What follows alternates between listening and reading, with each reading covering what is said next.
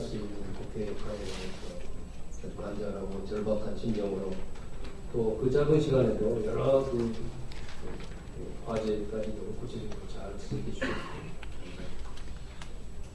다음 우리 성학교 교수님께서 도로 말씀 있으시겠습니다. 18분이라고 되어 있는데 선생님들 원 없이 말씀해 주시기 바랍니다. 안녕하십니까. 저는 광주 촌 사람인데 이렇게 서울에 와가지고 발언할 수 있는 기회를 주신 청정대 부모님께 감사의 말씀을 드립니다.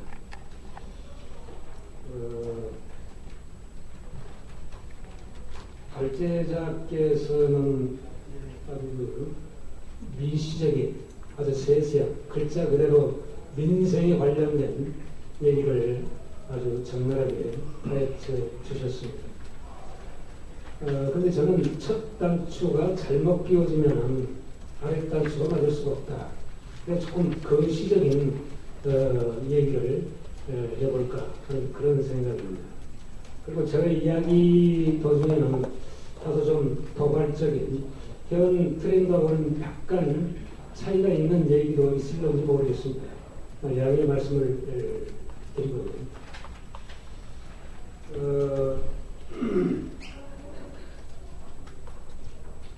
우리가 촛불 항쟁, 탄핵 이런 얘기를 하는데 이건 그야말로 우리 한국 정치사에 일찍이 없었던 정치 사회적인 위기 국면임에 틀림이 없습니다.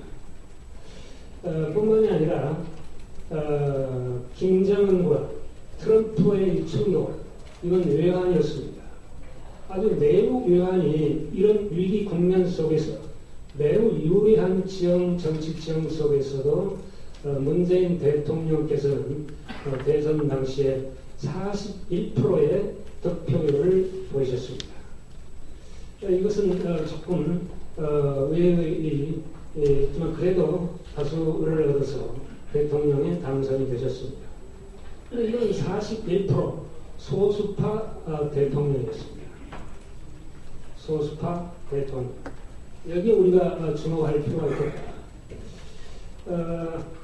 그러나 문재인 대통령께서는 매우 유감스럽게 또는 아주 의외로 승자, 그리고 우리가 흔히 얘기하는 승자, 독식 그런 제왕적 대통령의 이 프레임워크를 탈피하는데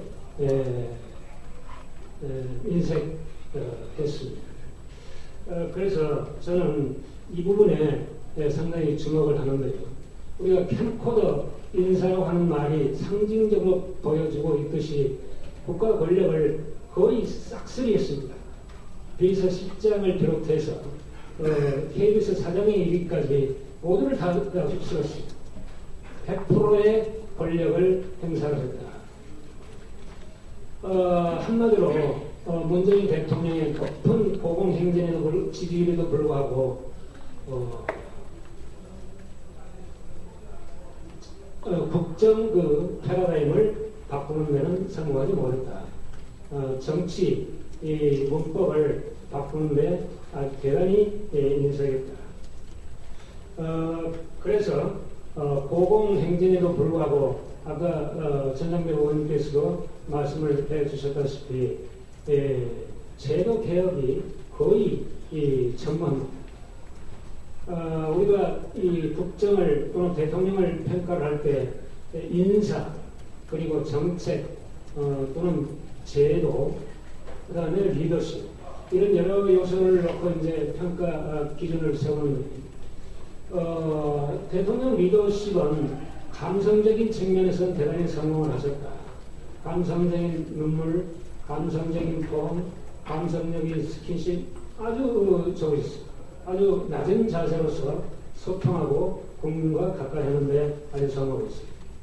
그래서 이런데 지지율에 이런 것들이 지지율에 작용을 했고 또 과거에 이명박 박근혜 정권이 워낙 못해가지고 반사 이익도 아마 작용이 되었을 것입니다. 아무튼 7, 80%를 오르락거리는 그런 고공행위를 보이고 있습니다. 그러나 제도 개혁은 아까 말씀드린 바와 같이 전무하다.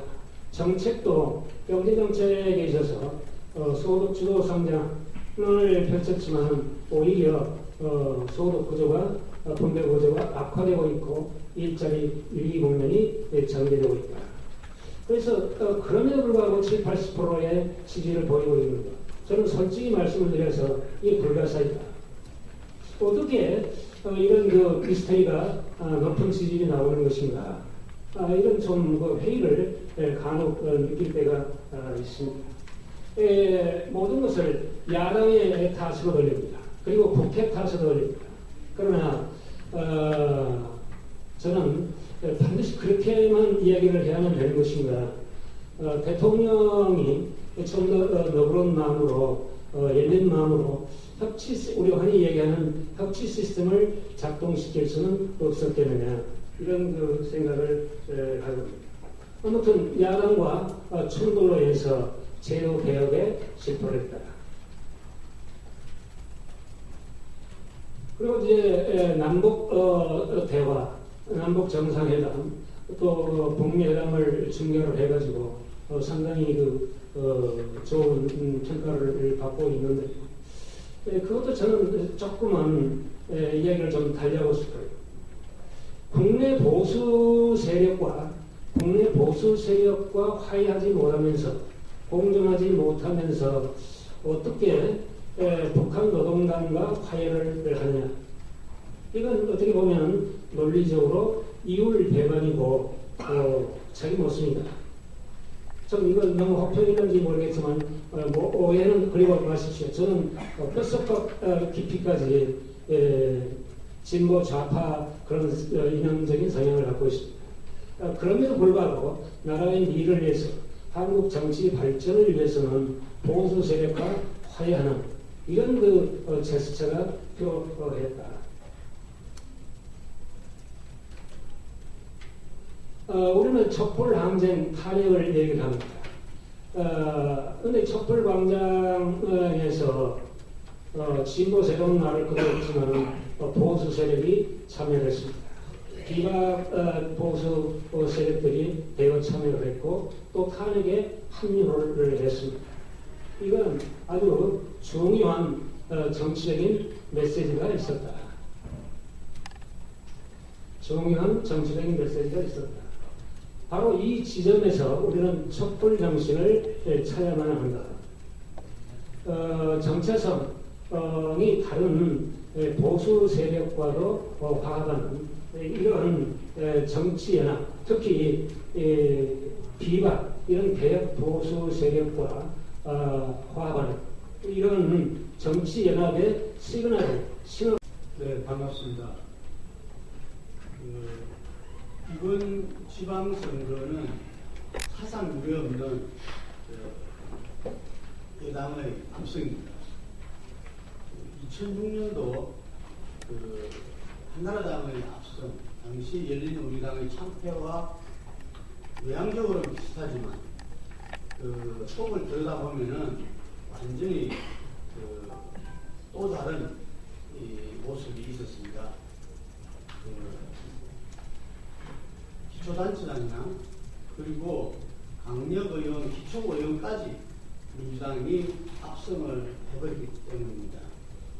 그런데 그래서 많은 학자들이나 이런 분들은 이번 지방선거가 우리나라의 정초선거가 아니냐, 정치의 어떤 여러 가지 부분들을 규정하는 선거를 정초선거라고 그러는데 이번 지방선거가 정초선거의 특징을 지니고 있다. 그렇죠. 한 번도 지금 현 여당이 혹은 개혁 세력이 차지하지 못했던 PK 지역에서 당선이 됐다든지, 서울시 경기도의회에서 거의 90%씩 이렇게 석권을 하고, 부산시의회도 마찬가지로 석권을 했다든지, 이런 부분들은 그런 특징을 갖고 있다고 봅니다. 하지만 저는 정초선거는 이번 지방선거가 아니라 2020년 4월에 벌어지는 총선이다, 이렇게 보고 있습니다. 왜냐? 이번 지방선거로 인해서 우리 정치가 바뀌지 않습니다. 흔히 말해서 지방정치와 중앙정치로 말하자면 중앙정치는 이번 지방선거 결과로 해서 바로 바뀌는 것은 아니다는 사실이죠. 그러면은 이 21세기와 그렇게 촛불에서 영원했던 우리 정치의 변화는 저는 21대 총선에 달려있다. 2020년도를 그렇게 봅니다. 그런 측면에서 본다면 이번 지방선거의 압승은 더불어민주당한테는 한편의 위기다. 이렇게 보여지고요. 지금 보수정당, 자유한국당을 비롯한 보수정당한테는 기회다 이렇게 보고 있습니다. 왜냐하면은 2014년도부터 16년 총선, 17년 대선을 통해서 진보 세력들이 굉장히 강화됐습니다. 이 촛불 정신은 제 나름대로 생각할 때는 주권자인 국민이 이제는 이 문제 해결을 위해서 본인들이 나서겠다. 어떤 때는 표로 나서고 어떤 때는 어떤 집단의 힘으로 나서겠다. 뭐 이런 거라고 보는데 그 부분들이 이 선거에서 비중한 한 표, 특히 그 젊은 층들이 투표율들이 10%씩 상향됐습니다. 그리고 50대가 개혁세력 진영으로 왔죠. 그래서 세대 대결에서도 이 박근혜 정부 때만 하더라도 50대가 박근혜 대통령을 전 대통령을 지지했었는데 그게 바뀌어버렸습니다. 그러한 이 선거 형태가 과연 2020년도에 어떻게 나타날 것인가 이게 저는 상당히 중요하고 문재인 정부도 지방선거 이후부터 다음 총선까지가 2기입니다. 2기. 이 2기에서는 다들 이야기하지만 이 민생에서 경제에서 성과를 내지 못하면은 2기의 마지막인 총선에서 상당히 어려움을 겪을 수밖에 없다. 이런 이야기들을 하고 있습니다.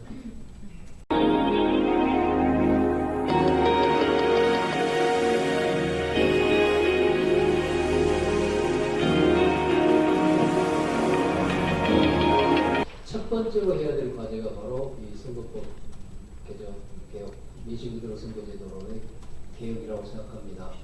그리고 제가 속한 민주평화당은 적어도 이것을 조건으로 걸고 개혁입법연대에 참여해야 된다. 말하자면 선거법 개정에 대해서 민주당이 하겠다는 확실한 약속을 하지 않으면 개혁입법연대에 참여할 수 없다. 이런 태도를 가지고 나가야 한다고까지 생각하고 있습니다. 다음 마지막으로 지정토론자 최태욱 교수님 말씀 듣도록 하겠습니다. 네, 감사합니다. 저는 지금 우리나라 정치 발전, 민주주의의 완성을 기할 수 있는 호기가 왔다고 생각합니다. 이 전근대적 정당 체계죠. 인물이나 지역 중심 정당 체계. 거기서 좀 벗어나서 이념과 정책 중심의 다당제. 그래서 정치적 대표성이 주요 사회경제 집단들에게 두루 그리고 늘 보장되는 제대로 된 대의제 민주주의. 그래서 민의가 제대로 반영되고 모든 정책과 제도와 법이 사회적 합의로 만들어지는 참 민주주의. 이런 걸 만들 수 있는 기회가 왔다. 어느 때보다 좋다라고 생각합니다. 그래야 경제민주화와 복지국가 건설이 가능하다고 생각하기 때문입니다. 아까 안진걸 소장께서 과제에서 개혁입법 과제 중요한 것들을 다 이렇게 짚어주셨는데 들으신 바와 같이 산적되어 있습니다. 근데 그 요약을 하자면 경제민주화와 복지국가를 위한 과제라고 해도 틀리지 않을 것 같습니다. 경제민주화는 그런데 한 3, 4년 예를 들어서 문재인 정부가 4년 잘한다고 해서 될 과제는 아닙니다. 사실. 그건 장기 프로젝트이고 매우 정치적인 프로젝트입니다. 경제민주화의 핵심을 우리가 노동과 중소기업이 존중받고 대우받는 경제체제 확립 이렇게 해도 틀리지 않죠. 그럼 결국은 양질의 일자리를 양산하는 중소기업 섹터를 획기적으로 증대시켜야 된다는 얘기이기도 합니다. 근데 이게 쉬운 일이 아닙니다. 만약에 정부가 이거 하겠다고 예를 들어서 중소기업 중심의 부품 소재 산업을 육성하겠다 이런 산업 정책을 내놓는다고 생각해 보십시오. 매우 고무적이고 바람직한 일이긴 합니다. 그런데 왜냐하면 이 부품 소재 산업이야말로 숙련 노동을 중심으로 해서 중소기업들이 자기 자신들의 고유 제품 생산을 특화해서 경쟁력을 갖출 수 있는, 그죠? 독일이나 일본에서 매우 발달된 산업이기 때문입니다. 그런데 이런 상품 생산 체계를 만든다는 게 산업정책 2, 3년 한다고 해서 될 일이 아닌 것이, 이것은 자본주의 체제를 전체적으로 근본적으로 고쳐야 될 일이기 때문입니다. 몇 가지 일을 보겠습니다. 우선 은행 중심의, 그러니까 주식시장이 아니라 은행 중심의 장기자본 금융체계가 필요합니다. 그래야 이 자금 조달 능력이 부족한 중소기업들이 자기 동네에서, 지역에서 장기에 걸쳐서 안정적으로 돈 끌어다 쓸 수 있는 겁니다. 그래야 제품 만들 수 있는 거 아닙니까? 그 다음에 숙련 노동이 안정적으로 제공돼야 된다는 얘기는 국영, 공영 혹은 협영으로 운영되는 산업 특화적 숙련 형성 체계가 잘 발달되어 있어야 합니다. 그래야 숙련 노동자를 스스로의 힘으로 교육시키거나 훈련시키거나 확보할 수 있는 중소기업들이 살 수 있습니다. 세 번째는 장기 고용 체계, 협력적 노사관계, 너무 당연하지만 이런 것들이 확립되어 있어야 합니다. 그런데 우리 자본주의 성격을 보십시오. 한국의 자본주의는 이런 성격이 아닙니다. 주식시장 중심이거나 은행 중심이라도 대기업 중심으로 돌아가고 있어서 중소기업에 대한 자금 중개 기능은 아주 약합니다. 숙련 형성 체계에 미흡합니다. 고용 체계나 노사관계도 매우 단기적이고 분쟁적입니다. 그래서 여기서 노동이 중시되고 중소기업이 중심이 되는 산업체계가 발달할 가능성은 매우 낮다는 얘기입니다. 그래서 이런 모든 제도 요소들을 근본적으로 고칠 수 있는 획기적인 자본주의 체제개혁을 장기에 걸쳐서 추진할 필요가 있다는 얘기입니다. 그리고 그 하나하나의 제도 요소들, 아까 말씀드린 금융체계라든가 숙련 형성체계라든가 노사관계 관련 제도들, 이런 게 다 하루아침에 되는 일들이 아닙니다. 사실 아시다시피 상당한 기간에 걸쳐서 사회적 합의를 거쳐서 국회에서 입법 과정을 통과해야만 안착될 수 있는 제도들입니다. 그러니까 협력적 노사관계 확립이라고 말은 쉽게 하는데, 이게 노사정위원회와 같은 그 사회적 합의의 제도화가 안 되고는 불가능하다는 걸 다 아시는 바입니다. 그런 것과 마찬가지로 어느 정도의 노동시장의 유연성 제고를 전제로 하지 않을 수 없는 장기고용체계 확립, 이거 역시 정부가 중재하에 노사정 합의가 이루어지지 않고 불가능합니다. 숙련 형성체계도 마찬가지입니다. 국영, 공영, 협력으로 한다고 하지만 누가 시장을 할 것이며 비용을 낼 것이며 이익이 생겼다 어떻게 배분할 것이며 이런 사회적 합의가 이루어져야 합니다. 장기자본 조달식에 말씀하신 대로 모든 것이 사회적 합의를 거쳐서 국회를 통과하여 법, 제도, 정책으로 나타나야 된다는 얘기입니다. 근데 우리나라에서 사회적 합의 늘 힘들 때마다, 심지어 박근혜 이명박 정부에서도 사회협약체계를 만들자는 등 사회적 대화를 하자는 등 했지만 안 되지 않습니까? DJ 때 노사정위원회가 1년 반에 사실상 작동을 멈춘 이유도 우리가 알고 있지 않습니까? 그냥 구호, 외침으로 되는 게 아닙니다. 사회적 합의의 제도는. 그래서 노사정이라고 한다면 노동을 대표하는 유력 정당이 국회에 늘 존재해 있어야죠. 그래서 사회적 합의가 된 게 입법 과정을 통해서 통과된다는 보장이 노조에게 주어져야 노동이 사회적 합의 과정에 들어옵니다. 만약에 중소기업이 우리가 굉장히 어려운 섹터라서 한국의 사회적 합의주의를 발전시킴에 있어서 중소상공인들을 반드시 들어와야 한다 그러면 소상공인을 대표하는 유력 정당이 존재해야 합니다. 상시적으로. 물론 자본가를 대표하는 정당도 있어야 되겠고, 따라서 주요 사회경제 집단들, 사회 갈등의 주요 주체들, 사회적 합의에 반드시 들어와야 하는 사회경제 집단들을 대표하는 유력 정당들이 늘 있어야 된다는 얘기입니다. 그래서 이것은 장기 과제고 정치적 과제입니다. 이게 3, 4년 안에 개혁 입법 연대를 통해서 이루어질 일이 아니라는 겁니다. 개혁 입법 연대가 중요하지 않다는 게 아니라 결국은 정치 얘기입니다. 어떻게 주요한 사회경제 집단들에게 노동이나 중소상공인들과 같이 이들에게 유력한 정치 세력을 안정적으로 보장해 줄 것인가? 다당제 얘기이기도 하고요. 그래서 아까 제가 모두에 말씀드린 이념과 정책 중심으로 구조화된 다당제가 늘 국회와 그 바라기는 행정부에 들어갈 수 있는 체제, 합의제 민주주의 체제, 비례민주주의 체제가 있어야 된다는 얘기입니다. 복지국가도 마찬가지입니다. 이건 더 장기 프로젝트입니다. 오건호 박사 연구에 의하면 2012년도 기준으로 연간 130조 원 정도의 신규 재원이 있어야 된다는 얘기입니다. 그런데 이거 당장 마련할 수 없지 않습니까? 이거 마련하려면 매년 5조 원씩 한 해도 시작 계속 늘려간다고 그러면 26년 걸린다고 합니다. 그렇게 해서 130조를 만든 다음에 그거를 또 수십 년간 계속 써야 되는 겁니다. 한 해도 빠짐없이. 그래야 OECD 평균의 복지국가가 될 수 있는 재원이 마련된다는 겁니다. 최소 3, 40년이 걸리는 프로젝트입니다. 이 말은 중간에 박근혜 정부나 이명박 정부 같은 게 들어오면 꽝입니다. 복지국가를 만들겠다는 정책 기조를 분명히 하고 있는 정당 혹은 정당들이 장기 집권해야 가능한 일입니다. 승자독식 다수제 민주주의 체제에서는 불가능합니다. 좌우가 번갈아가면서 양대 정당이 번갈아가면서 승자독식하는. 결국은 다당제의 좌파, 중도좌파, 중도우파 정당들이 최소한 한둘씩은 정부에 참여해서 장기적으로 이 정책 기조를 유지하면서 끌어가야 가능한 게 복지국가라는 겁니다.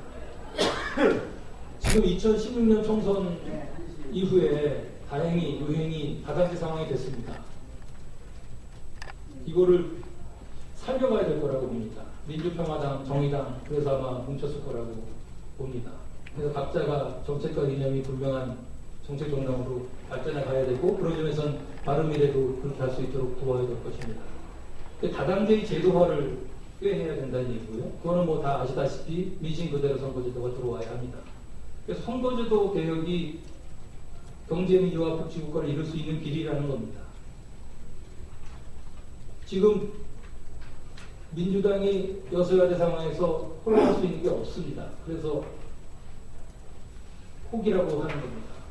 선거제도 개혁이 중요하다는 것을 알고 있는 민평당, 정의당, 그리고 바라긴 바른미래당 등등이 주축이 돼서 여소야대 상황에서 어려움을 겪을 가능성이 매우 높은 집권여당에게 선거제도 개혁을 아까 수천문 의원님 말씀하셨지만 조건으로 하는 국회에서 협력 이런 것들을 꾸려가야 될 거라고 생각합니다. 그래서 저는 이게 제가 그냥 이름하여 투트랙 전략을 민평당 혹은 민평화와 정의당 정의 모임이 가져갔으면 좋겠다고 생각하는데, 하나는 개혁 입법연대를 만들어가는 것이고 다른 한편에서는 선거제도 개혁연대를 동시에 만들어가는 노력을 했으면 합니다.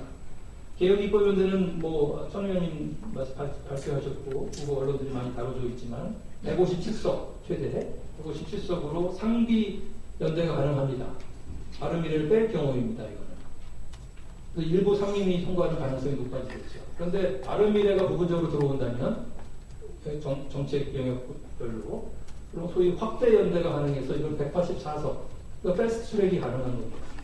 그래서 이런 개혁 입법 연대를 만들어가는 다른 한편에서는 개헌 연대가 아니라 선거제도 개혁 연대를 분명히 하고, 그래서 대통령이 국회를 비난하거나 비판하는 것은 저는 그건 전혀 옳지 않은 일이라고 생각합니다.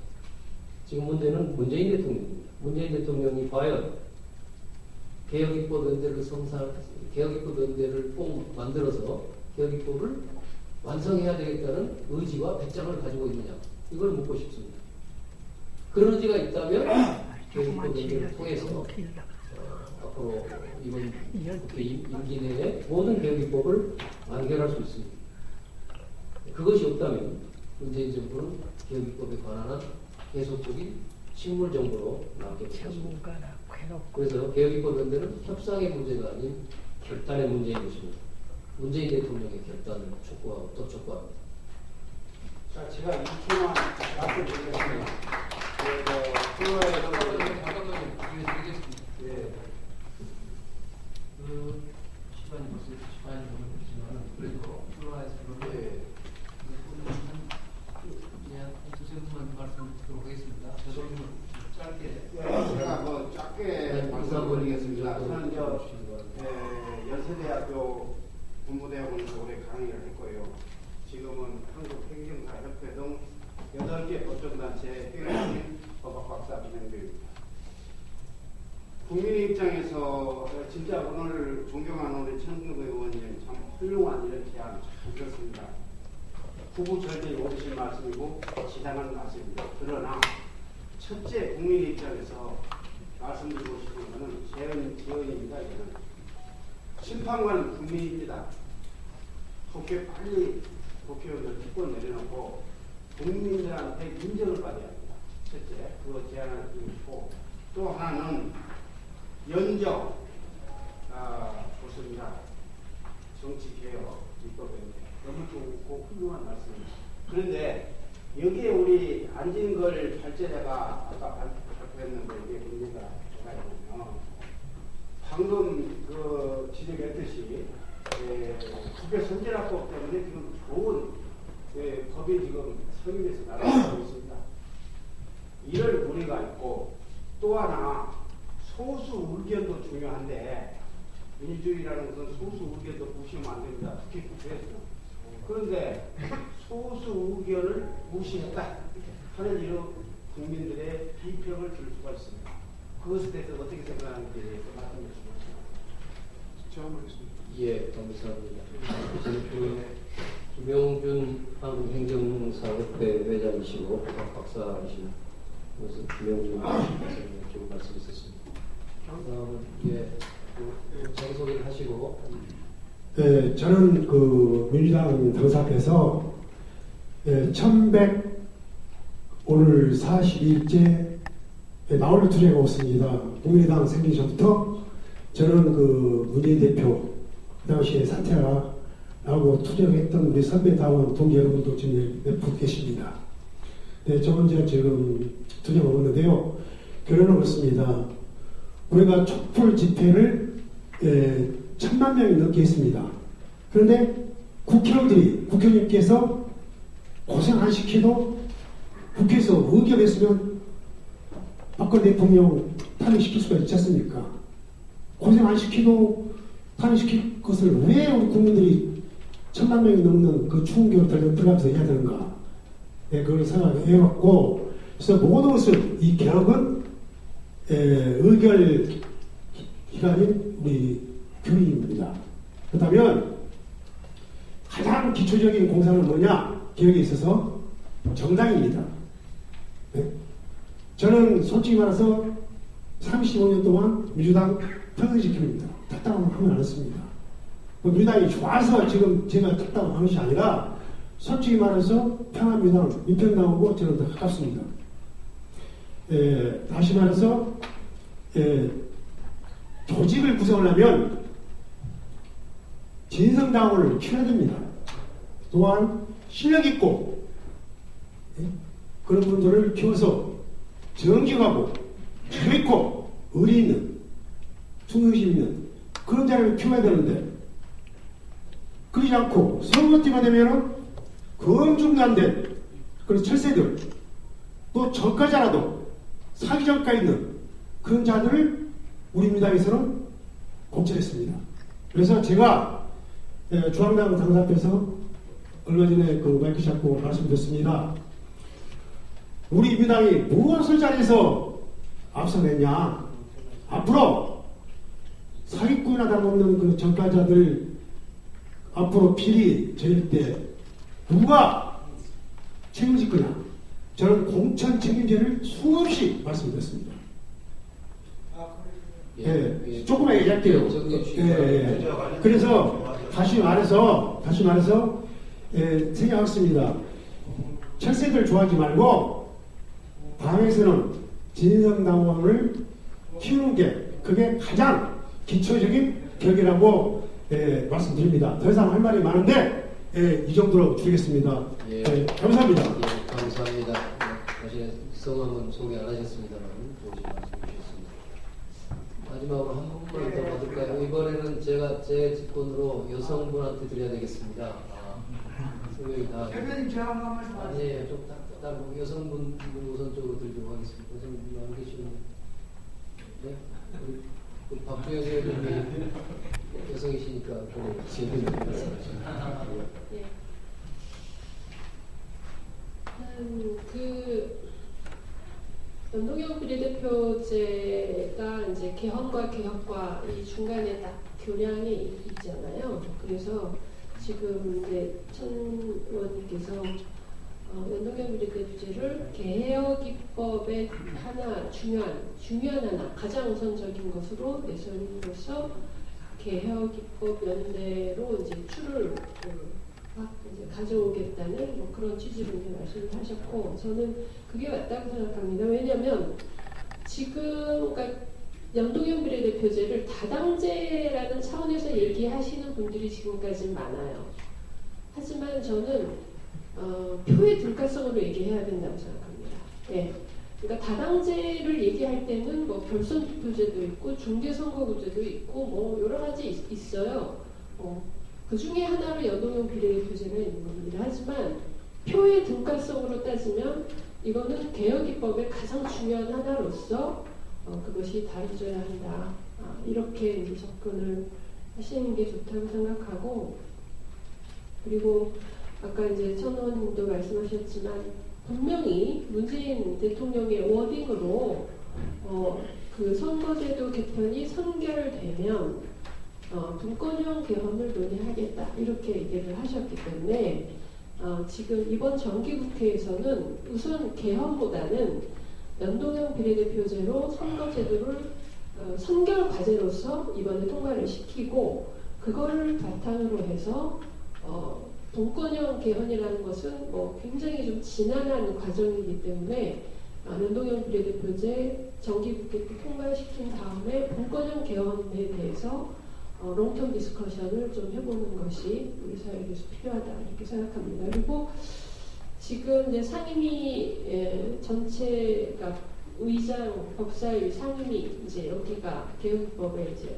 가장 핵심인데, 상임위 전체를 156석으로 해서 위원장을 다 갖게 되면 바로 이제 승자독식이라고 얘기를 벌써 이제 그렇게 얘기를 하더라고요. 승자독식으로 다시 가는 거냐? 너희들이 승자독식을 깨뜨리기 위해서 연동형 한다더니 승자독식을 하느냐? 이렇게 이제 얘기가 나오는 것을 어떻게 극복할지, 그것이 이제 관건이라고 생각하는데, 저는 논리적으로 일단 나라 전체를 가져가는 것은 승자독식이지만, 예를 들면 정부 내에서도 청와대와 정부, 행정부, 또 행정부, 입법부 이렇게 그 단위 내에서 어떤 단위에서 일정 정도의 승자독식이라는 것은 그거는 승자독식이 아니다. 이런 논리를 볼 수 있다고 생각하고요. 하여간 좀 생각을 많이 해보셔야 됩니다. 그러니까 저는 이 단위 하나하나로 들어가서 전체가 경제 균형을 맞추는 것이 중요하지, 모든 단위에서 승자독식은 안 된다. 이거는 현실적으로 불가능하고 그거는 바람직하지도 않다라고 생각하는 게 있고요. 이제 그리고 그런 논리가 뭐 논리적으로 반박한다 하더라도 이런 국민들이 보기에 이거 너무 모든 걸 다 독식하는 건 좀 아니다. 이렇게 이제 생각하시는 것을 논리로 극복하기 어렵다고 보기 때문에 일단 18대 동물국회 그리고 19대 식물국회, 자 20대 전반기 역시 식물국회였는데 예를 들면 20대 후반기는 동물국회로 다시 가서거나 아니면 그 동물국회와 식물국회의 어떤 그 제대로 된 그 중간 정도로서 상임위에서 법사위와 또 개혁에 지금 반드시 필요한 상임위 몇 개는 확보하는 이런 우선순위를 정해서 현실적으로 그거를 관찰하는 것도 방법이 될 수 있겠다라고 생각을 합니다. 결의가 나와야 돼요. 한 가지만 30초만 더 말씀드리면, 사실 이제 저희가 이제 비례대표가 이제 인지로 잡혀 있는데요. 이 부분을 협상으로 해서 감사합니다. 제 생각은 개혁 입법 문제가 이루어지면 그것도 우선적으로 처리할 사안이 아닌가 싶습니다.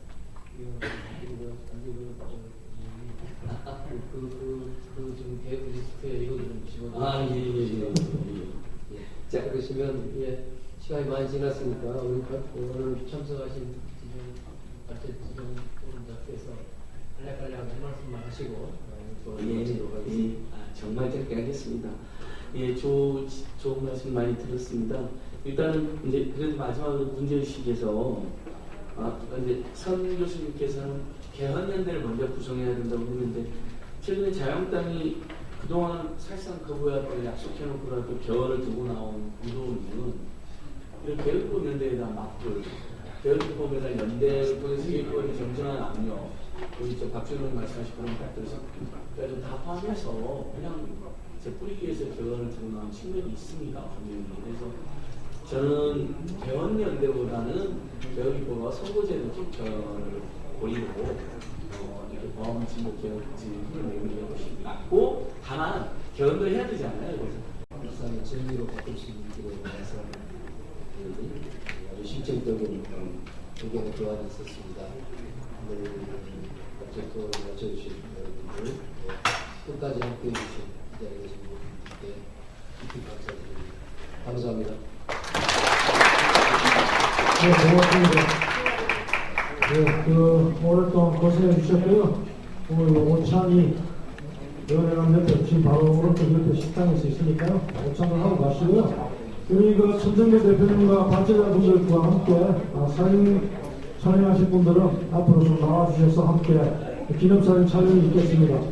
우리 참석자분들께서 천정배 대표님과 관계자분들 기념 촬영을 꼭 좀 원해서 이렇게 순서 시간을 갖도록 하겠습니다. 사진을 찍으시고자 하시는 분들께서 앞으로 나와주시기 바랍니다.